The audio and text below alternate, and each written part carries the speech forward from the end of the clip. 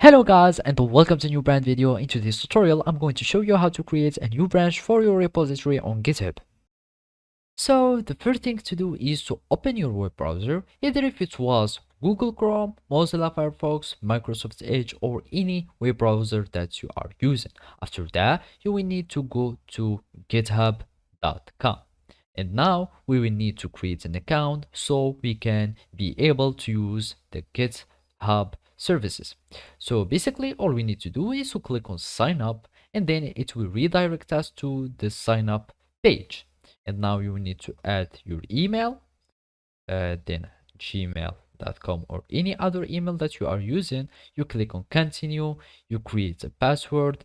So if it was anything like that, click on continue and then you will add a username, for example whatever the username was. Now you will need just to type yes or no if you want to have the emails and announcements. So click on no if you don't want to, and then you will need just to solve as a verification, you solve this puzzle. So we start this puzzle and the single object we do like this, and then you will do like that, and then you will create an account.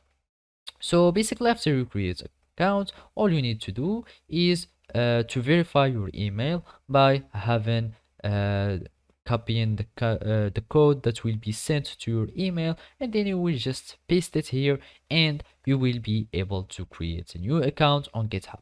After that it will sign in you and you will have access to use the GitHub repository. And basically now all you need to do is to follow these simple steps. So after you log into your account, you will need to go to repository and then you will need to go to branches, and here you will be able to create a new branch for your repository. So you click on new branch, you give it a name, and then you will create a branch and your branch will be created successfully. So basically this is how you can do it. Thank you for watching and see you next time.